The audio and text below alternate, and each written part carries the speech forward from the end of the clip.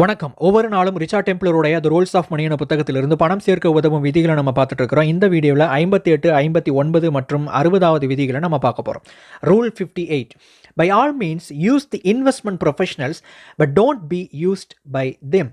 Investment professionals என்று சொல்லப்படுகிற இந்த முதலீடு செய்யக்கூடிய இந்த துறையில் இருக்கக்கூடிய புரோக்கர்ஸாக இருக்கலாம் அல்லது ஃபைனான்ஷியல் அட்வைசர்ஸாக இருக்கலாம்.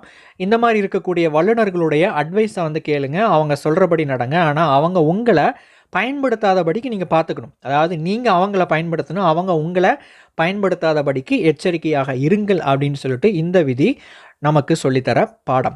ஏன் அப்படின்னா, பொதுவாக நிறைய பேர் என்ன சொல்லுவாங்கன்னா, என்கிட்ட ஒரு ஸ்ட்ராட்டஜி இருக்குங்க, இந்த இதுபடி நம்ம இன்வெஸ்ட்மெண்ட் பண்ணோம் அப்படின்னா அதனுடைய ரிட்டர்ன்ஸ் வந்து இந்த அளவுக்கு மிக பெருசாக இருக்கும், நீங்கள் போட்ட முதலீட்டு தொகையை விட இவ்வளோ % அதிகமான ரிட்டர்ன் கிடைக்கும் அப்படின்னு சொல்லிட்டு கலர் கலராக சார்ட் எல்லாம் காமிச்சு நிறைய விஷயங்கள் எல்லாம் பண்ணுவாங்க. ஆனால் உண்மையாகவே உங்களுக்கு அந்த மார்க்கெட்டை வந்து அனலைஸ் பண்ண தெரிஞ்சிருக்கணும். ரெண்டாவது, அந்த இன்வெஸ்ட்மெண்ட் ப்ரொஃபஷனல் அப்படிங்கிறவர் சொல்லக்கூடிய அவர் அனலைஸ் பண்ண அந்த 2 விஷயத்தையும் ஒத்து போகுது அல்லது இந்த 2 விஷயத்தையும் வந்து கணக்கில் எடுத்துக்கிட்டு நம்ம புத்திசாலித்தனமாக முதலீடு பண்ணால் நம்ம வந்து ஜெயிக்கலாம். அப்படி இல்லாமல் யாரோ ஒருத்தங்க சொல்கிறாங்க அப்படிங்கிற பேச்சை கேட்டு நம்ம முதலீடு பண்ணோம் அப்படின்னா அது நம்முடைய முதலீட்டுக்கு தான் வந்து பங்கமாக வந்து முடியும். சரி, இந்த இடத்துல வந்து இந்த இன்வெஸ்ட்மெண்ட் ப்ரொஃபஷனல்ஸ் வந்து பொதுவாக கமிஷனுக்காக அதிகமான நபர்கள் வேலை செய்கிறவங்களாக இருப்பாங்க.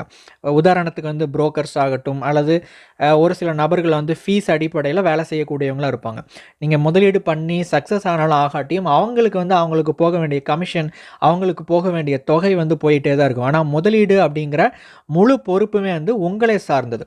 அதனால் நீங்கள் தான் வந்து எச்சரிக்கையாக இருக்கணும். நீங்கள் அவங்கள பயன்படுத்துங்க, அவங்க உங்களை பயன்படுத்தாதபடிக்கு எச்சரிக்கையாக இருங்க. Rule 59. If you are going to get financial advice, pay for it.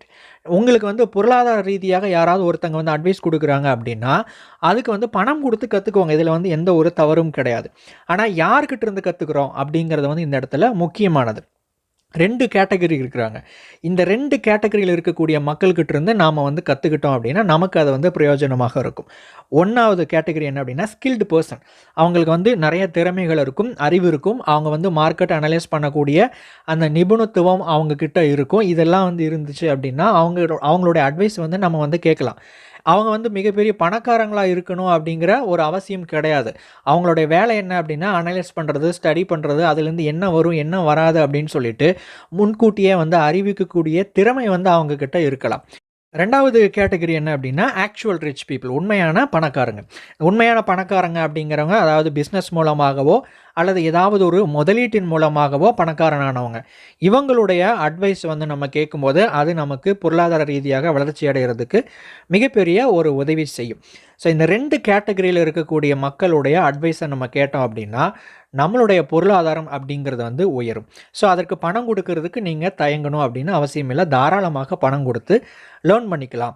அவங்க உங்களுக்கு பொருளாதார ரீதியாக உதவி பண்ணுறாங்க அப்படிங்கிற பட்சத்தில் அதை கொடுத்து பயன்படுத்திக்கலாம். ரூல் 60. டோன்ட் ஃபிடில். உங்களுடைய பொருளாதார வாழ்க்கையில் நீங்கள் முன்னேற்றம் அடைகிறதுக்கு நீங்கள் ஏதாவது ஒரு ஸ்ட்ராட்டஜி வந்து உருவாக்கியிருப்பீங்க. ஸ்ட்ராட்டஜி அப்படின்னா நீங்கள் வந்து ஒரு இலக்கை அடையிறதுக்கு வந்து நீங்கள் போடக்கூடிய செயல் திட்டம் அப்படின்னு வச்சுக்கலாம். அந்த செயல் திட்டத்தில் வந்து ஒன்றுக்கும் மேற்பட்ட செயல்கள் இருக்கும். அதாவது நம்முடைய முதல் ஸ்டெப்பை நான் இதை எடுத்து வைக்க போகிறேன், அதனுடைய விளைவாக இது எனக்கு நடக்கும், அதுக்கப்புறம் அதை வச்சு நான் இன்னொரு விஷயம் நான் பண்ண போகிறேன், அதை வச்சு இன்னொரு விஷயம் பண்ண போகிறேன்னு சொல்லிட்டு நீங்களாக ஒரு மனக்கணக்கு போட்டு ஒரு யுக்தியை வந்து உருவாக்குவீங்க இல்லைங்களா? அதுதான் வந்து ஸ்ட்ராட்டஜி அப்படிங்கிறது.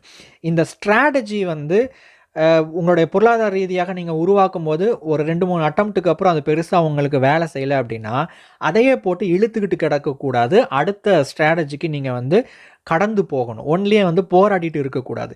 ஒரு செயலை செய்கிறதுக்கு முன்னாடி நம்ம ஒரு பழமொழி சொல்லுவாங்க இல்லைங்களா, ஆழம் தெரியாமல் காலை விடக்கூடாது அப்படின்னு சொல்லிட்டு. அதே மாதிரி காலை விடுவதற்கு முன்பதாக அதனுடைய ஆழம் என்ன, அதனுடைய அகலம் என்ன, அது எவ்வளோ இதாக இருக்குது அப்படின்னு சொல்லிட்டு நம்ம ரொம்ப ரிசர்ச் பண்ணுறது வந்து அவசியமான ஒன்று. அதை பண்ணி முடிச்சதுக்கப்புறம் நீங்கள் உள்ளுக்குள்ளே இறங்கணும். அது ஒர்க் அவுட் ஆகலை அப்படின்னா ஸ்ட்ராட்டஜியை வந்து மாற்றிக்கிட்டு அடுத்த விஷயத்துக்கு போயிருங்க. ஒன்லியே வந்து போராடிட்டு இருக்கணும் அப்படின்னு அவசியம் கிடையாது. இதுதான் வந்து 60வது விதி நமக்கு சொல்லித்தர பாடம். அடுத்த வீடியோவில் 61வது விதியோடு உங்களை சந்திக்கிறேன். தேங்க்ஸ் ஃபார் வாட்சிங்.